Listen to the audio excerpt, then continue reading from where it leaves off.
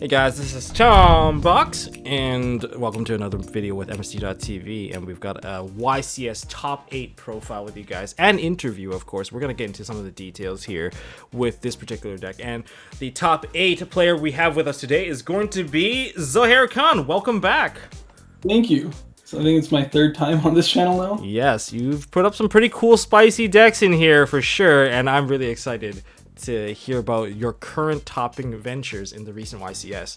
So before we get started, throw all the shout outs you have out there right now. All right. First and foremost, shout out to my team, Ozone TCG. You can sub to us at Ozone TCG on YouTube. Ozone TCG, all right. Yeah. Shout out to Noel Cord. Shout out to Brandon. He built my deck last time when I topped the July YCS. He built my deck this time when I topped here. Shout out to Blue and Colin for lending me commons that no one else had like a day before the event. And shout out to Lewis and Joe just for being supportive, being there. All right, sounds really good. Yeah. Sounds really good. Let's talk about your journey to the top here. So, in terms of your tournament report, how did things go? Okay, honestly, like, I'll be straight up with you. I wasn't expecting to do as well as I did. I ended up, like, playing out of my mind. So, day one, I went 8-0. That's really good. Undefeated day one. I ended up first in Swiss after the 8 rounds. I had a 2-round bye because I won a VIP qualifier. Oh, yeah? Round 3, I went 2-1 versus Prank Kids with DPE. Mm-hmm. I lost a die roll to them. Okay. Round 4, I 2-0'd Cody Angeloff on Dragon Link. I lost a die roll to him as well. Mm-hmm. Round 5, I went 2-1 to Pac. He was on DDD. I won the die roll, but I still lost game 1. Round 6, I went 2-0 against Brave PK. Round 7, I 2-0'd Dragon Link, and I won the die roll. Mm-hmm. Round 8, I went 2-1 against Base. I also lost the die roll there. That was all day 1. Day 2, for the last 2 rounds of Swiss, I won round 9 versus Brave PK, and I lost the die roll there. Round 10, I played against Douglas Haddad, the Brave Plunder player. Mm-hmm. I lost to him there, but I don't think it mattered because I was basically guaranteed a top by my record from day 1, and I ended 2nd place in Swiss. Oh yes, yeah. Really impressive standing. So how did your top cut go? Yeah. So in top 32, I played against Flunderies. I lost the die roll, but I did win the game 2-1. And then in top 16, I went 2-1 versus Brave Prank Kids, lost the die roll to them as well. And in top 8, I played against Hanko on Flunder.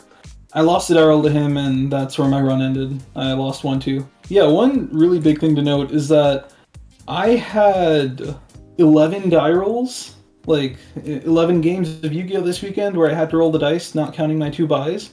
I lost 9 of those die rolls. This deck's impressive. This deck is impressive. Or maybe I think it's you that's impressive. I mean, losing that many die rolls, there's no way you can blame, like, the deck is ineffective, and you can't really blame you for not being good, right? Clearly you're good enough even without the die rolls. So that was a really cool record, really good journey. Congratulations on your top, of course. And so let's take a quick look into your deck list. This is a 60-card Cyberse Eldlich deck. And I kind of want to tie in the previous Cyberse Eldlich, of course, this is a 1-card Scythe plus DPE combo. Very easy access. But what makes this one a little bit more different? What do you think? I think it's the inclusion of the other engines. Well, for starters, I've been playing Cyberse Eldlich since late November, early December. Just a huge fan of the deck and how it played with, like, the DPE and the DPE into Scythe off the normal and, like, the Eldlich cards to back it up. And the Brave cards just synergize so well with the Cyberse engine because they don't conflict with your normal summon at all, and they, like, give you an additional 4k damage on board. They give you a non-destruction bounce. They give you a negation to protect your combo. The one issue with playing Brave cards with the Cyberse cards at 40 is that most Cyberse Eldlich lists before the Brave cards came out had room for about 12 defensive going second cards, right? That means you have like roughly 50% odds of opening 2 of them, like 2 hand traps, 2 going second cards going in a 5-card hand. Yep. Like 85% chance of opening at least 1 hand trap. When you add the 10 Brave cards in, suddenly you don't have as much room anymore. You have to like sometimes start cutting down the Eldlich engine, and that can like really hurt your grind game. Or you have to like cut down on your hand traps, and that can really hurt your odds when you're forced to go second, like I was. And so what I decided to do was scale the Cyberse engine up and scale my hand traps up as well to match the ratios that I was at before. Because before I was at 12 going second cards and close to 40. And I think now in this list we're at 18 and 60. Okay. My odds of opening 2 hand traps are roughly 50%, 85% to open at least 1. Now, because there's so many other powerful engines in the deck, you don't have to open just the Cyberse cards, right? You can open a Brave card, you can open the Cyberse cards, you can open Fusion Destiny, Souls. Any 2 of these groups like mesh really well together. Like Souls on Brave card, Cyberse card and Brave card, Souls and Brave. Yeah. So why don't we go into the deck list? Going through the list right now, across the top, the first 10 cards, we've got triple Enchantress, we've got 1 Griffin Rider, we got triple Rite of Aramesir, we have the Faithful Adventurer, and with the Draco back and to give us consistency, we have the Foolish Spirit, which is actually one of the cards that give you access to almost every, well, I guess technically 2 engines in the deck maximum. Yeah, it's like it's the 7th copy of the Brave engine. Yep. But at the same time, it's kind of like a wild card because it can like send a Dotscaper, make a Linger Evo to beat trap cards. Yep. Or you can like send a Lich, get a 3500 beater on board. It's flexible. It's good. It's very flexible. Flexible. And it's the 7th Brave starter. Yes, and as our next 9-card package, we've got the Cyberse normal summon package from triple Cyberse Gadget. We've got triple Dotscaper. Again, these all count for 2 monsters on their own every time. So all of these, triple Dotscaper, triple Cyberse Gadget, and triple Firewall Guardian. Yeah, one thing to note for the Cyberse engine is that some people were playing Signet Mining. I don't like that card with the Brave engine itself. Just because the extra discard makes you like have to play your turn with 1 less card in your hand. And so I decided to max out on as many 1-card double Cyberse monsters as possible. Yep. And so that's why there's 9 here. There's no other Cyberse monster in the game that on its own without a Garnet in the deck summons another Cyberse name. Yep. For sure.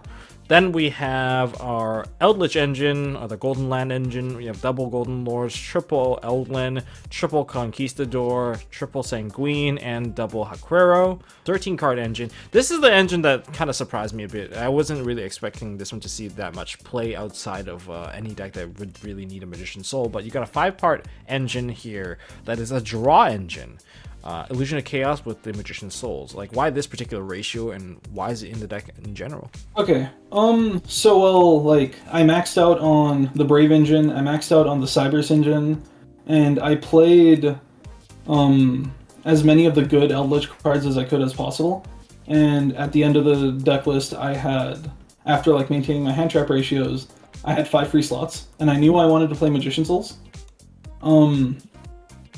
And so I played 2 Illusion of Chaos because that Search of Souls.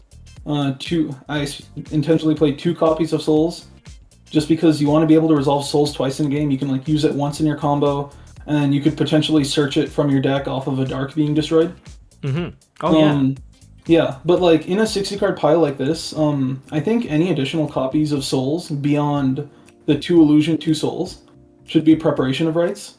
Just because if you ever happen to draw multiples of like your Souls engine, you want one of them to be the Preparation of Rites, so that hard monster copy of the Souls in your hand can convert the dead copy that is a spell into an actual draw. Makes sense. Yeah, so I played the 2 Illusion, 2 Souls, and then I want to play more copies of Souls, so I played the Rite. That is basically your 60th card. It's also just a really good card with the Brave engine, because Souls just lets you draw 2 cards for free if you activate Rite. If you have the Cyberse combo, that normally loses to Nib, but if you have Souls in your hand and you hold it, that is a guaranteed DPE Scythe through Nibiru. Yeah, and like it's just 2 draws with the Eldland for free, because the Eldland and Yep. the card you search off of it replace themselves. It works really well in this deck. I love how like both engines, both Bravia and Eldlich, yeah, they are free draws, and it's kind of like your deck has Pot of Greed. Exactly. Okay, so then we have our Fusion Destiny package, we have our Dasher and our Celestial, and the huge hand trap package here. This is leaving no hand trap unturned. Triple Ash, triple Ogre. I've been a fan of Ogre since day one of this format. I think I've made that pretty much known. Like this is probably one of the best hand traps in the format. Ogre is definitely putting a lot of work. Yeah, this format for sure. Triple Droll. I think this has been adapted in now.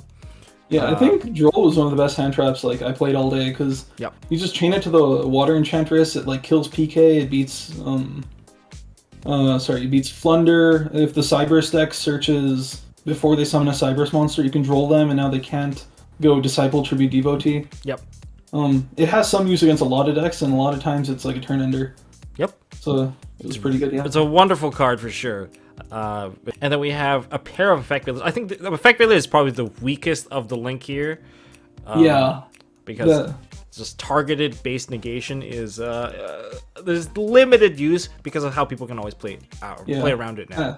Absolutely, but I did have to play 2. Just because one of the biggest plays in this deck, like one of your pushes for game, is Hulk into Selene into access code. Just because you can like normal a hand trap, or if you have Lich on the field, you can go Sanguine into Ash in your opponent's end phase and make a Hulk that way. It's just a really easy way to put 5300 on board and clear all of your opponent's cards. Yep. And I played 2 Veiler just to make sure that every single tuner hand trap I play, including Veiler, can be summoned to make Hulk and still have a Veiler in deck to make the Selene.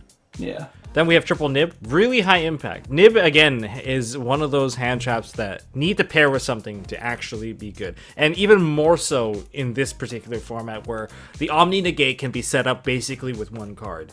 And it's usually the kind of the first line of play that most players are going to. PK can do it on the 5th summon. Most other decks can just go make a Baron pretty easily. And maybe just Griffin Rider just somehow shows up. It just happens, and that's why Nib needs to be paired with something to be effective. But it is really effective when it is. Yeah, for sure. And that's why I was playing the 18 hand trap, so I have the 50% odds at opening 2. At least 2, yeah. Yeah, this is really, really good. Then we have triple Infinite Impermanence. Again, same deal. It's like another hand trap. And of course, we have both Artifact Scythe and Artifact Lancia.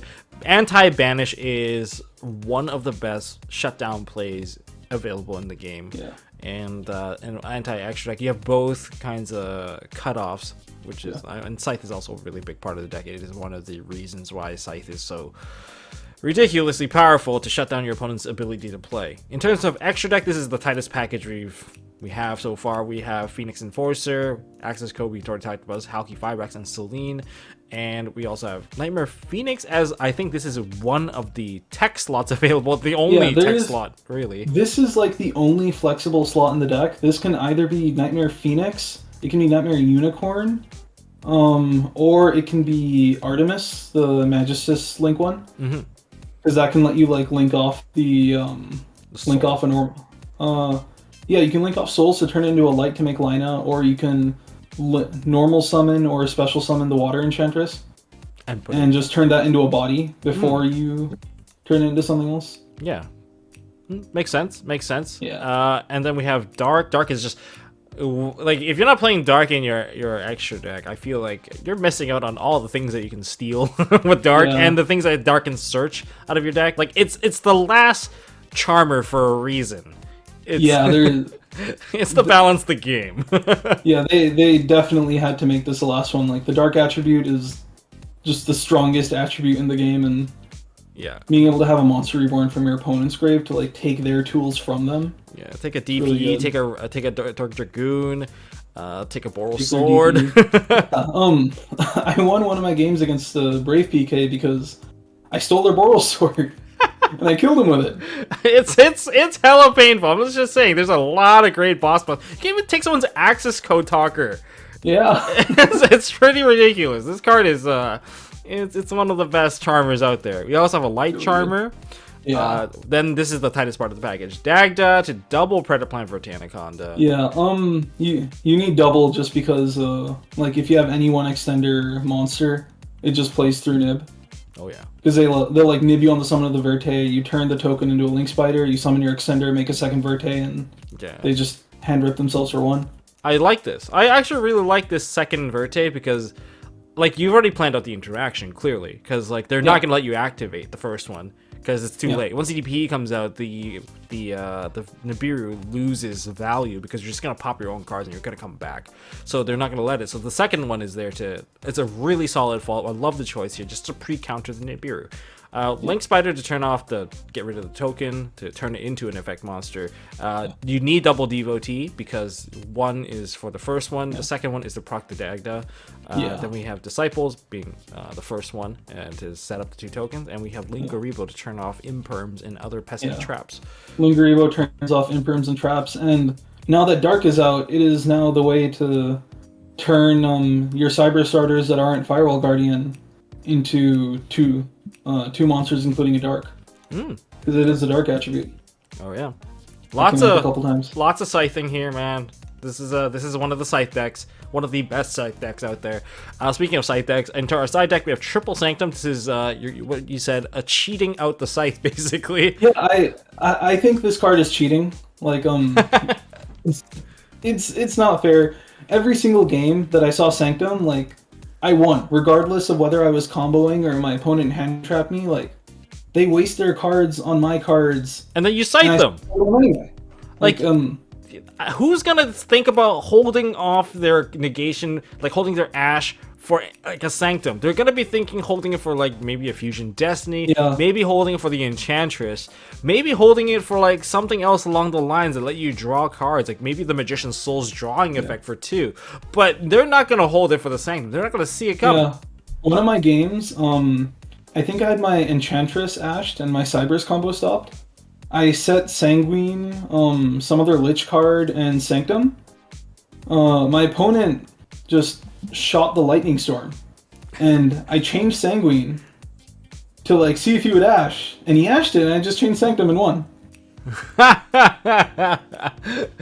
I'm telling you, man, this format will be known as this is the Scythe format. This is the Scythe format. Oh my god. Okay, so follow up, we have double Lancia to give you more anti-banish, which is also very effective against the Water Enchantress package, because they need to either they shotgun it and then you don't see it, or if you shotgun it, they can't activate it at all, so they can't get their package out. Pankratops is one of the best side deck cards available, especially if you need a monster on board and clearing power, and it's also a big body. Call by the Grave is Call by the Grave. It's just always going to be good. Triple Cosmic Cyclone to take care of Scythe problems, take care of Eldlich problems. I don't know. What do you think about this versus Twin Twister? I mean, we heard about the counter call on the Lancia preventing the Cosmic Cyclone from going off. Yeah, so I'll be honest with you. I didn't see the Pankratops all day, so I can't really comment on how good that was, even though like I sided in. I didn't really find a good place to side in the Cosmics and Feather Dusters, just because like there are the decks that set up Scythe are able to set up negations for Cosmic before they set up Scythe, and so it's better to just try and draw into hand traps against them. Okay. And so I found myself like not really putting in Cosmics against those kinds of decks. Yeah. And so, but I never actually played against like a hard trap floodgate strategy, so I was kind of a bit surprised about that. I thought that there was going to be a lot more skill drain out there. Yeah, I was scared of skill drain as well, but I figured Cosmic was just another out to Scythe. Well, technically, you could just use Draco back to out the skill drain if any problem comes up. But I think if I were to like play this deck in another event going forward, I'd probably like swap it with Lightning Storms, because that's a card I'd definitely bring into a back row matchup versus the Cosmics, because it can like blow out a bunch of stuff. But yeah, it's a good card. I just wasn't able to play it this tournament effectively. Fair. And then finally we have the Cypher Gear Gamma package to add the hand trap count when you go second, I'm guessing. Yeah, yes, Gamma's just, I think it's the best hand trap in the game, but it's only the best hand trap in the game going second. Yeah, because like, it's kind of like getting the negation and the Ogre busting. And Ogre busting, like, especially when you need like a higher hand trap count going second. I would like find myself siding out Huaquero, Preparation of Rites, because that can like easily get negated. And like one of my dead hand traps, or a Scythe if I'm like going against Flunder, or like the Firewall Guardian, because it's the worst of the Cyberse normal summons. Just depending on the matchup. I think siding is a bit of a challenge when it comes to like a 60-card deck, because like you still have to try to maintain balance as you do it, but at least it gives you a ton of options compared to like 40 decks. Yeah, in a 60-card pile like this, when you side, you're not looking to like get any specific card. You're just looking for like enough cards to satisfy a certain role. Okay. Right. Like not in all my games, I wasn't like summoning a Cyberse monster every game. I was just looking for some combination of 2 cards out of Fusion Destiny, Brave cards, Souls, and a Cyberse monster. Fair enough. Yeah. Gas, hand traps, maintain tempo. I guess you kind of answered most of the questions I was going to ask you while we were doing this profile, so that's actually pretty good. If you guys want to see the combo of what this is literally just the one card, because these cards generate tokens or they bring themselves back, and then you guys will be able to solve this by going to Disciple a Devotee and getting the draw, put the card back, yada yada yada. If you guys want to see it executed, you can see it in the other Cyberse Eldlich profile that I've done previously, and more or less it's the same, but there are different routes to get there. But now I have a question for you. This is more of a meta-specific question. What are your thoughts on Artifact Scythe this format? I think John Konami over in the corporate building just forgot to type Scythe, and now he's under fire from his higher-ups for ruining the format. Yeah, oh man. Do you think it deserves an E-ban? Would E-ban save the format? One card that deserves an E-ban. Like, I've been testing for this format. I've tried PK because like that's the deck to beat, and it's incredibly boring. Like just scythe locking someone, getting scythe locked. Like, yeah, you either open the out or you don't. It's a gatekeeper card for sure that actually made it a lot less fun. And for anyone that can't handle scythe. Anyone that can handle scythe. It's harder for rogue decks to play the game too. It's very hard. Like every single rogue deck has to play double hand traps, and like sometimes they need triple hand traps if like someone opens a brave combo or a brave card. Yeah, it's really hard. I thought it was really silly because when I was watching the top cut of YCS, when I watched the Drytron player play, I'm like, what? Okay, so the access to scythe isn't the issue. You can't just say Dagda is the issue. It's not Dagda, because there's just so many ways of bringing out Scythe. First of all, you have Artifact Sanctum, the cheating way of bringing out Scythe, alright? So that's one. Second way, we have Dagda. Okay, that's two. That's the most common method that we blame right now. That's the scapegoat that we throw under the bus. And then there's method number 3, Beatrice dump Scythe. That's pretty bad. Way number 4, we have what is that? The Shooting Riser Dragon, dump Scythe, and then revive it later on. And then with Baroness, yeah, and method number like what, number 5 now? We got like Beatrice dump Scythe as well.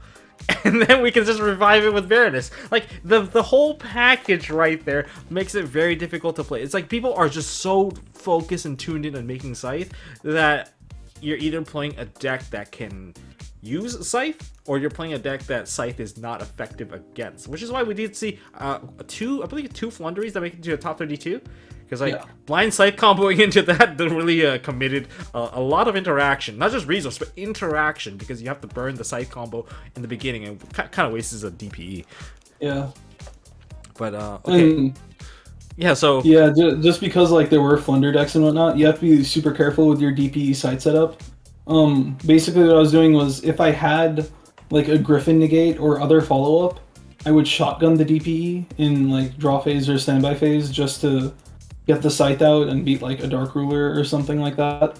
But if I didn't have the follow-up, like I was just on DPE Scythe, then I would wait for like the normal summon or the first card to activate to know whether or not to shotgun my own Scythe or try and pop one of their cards. Yeah. It's definitely like something you have to read into, but it's incredibly toxic. Yeah. I mean, Scythe is Scythe.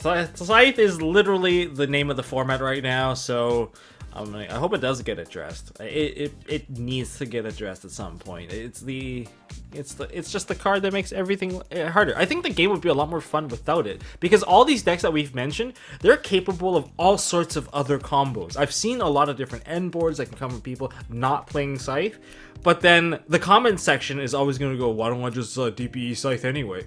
I'm like, but that's besides the point. But you know what? Anyways, thank you for your input. Congratulations on your... No, man, thank you for coming on and taking the time to share with us your list. And, well, again, you know, we can have a follow-up on your shout-outs once again. Subscribe to my team's channel, Ozone TCG on YouTube. All right. We get 500 subs to try and get 1,000 soon. We'll get you there. Guys, go check it out. Check out Ozone TCG. You know, say Tom Block sent you there. It'd be really helpful. And... yeah, thank you for coming on. Congratulations on your top, and I guess we'll see you guys in the next one. Yeah.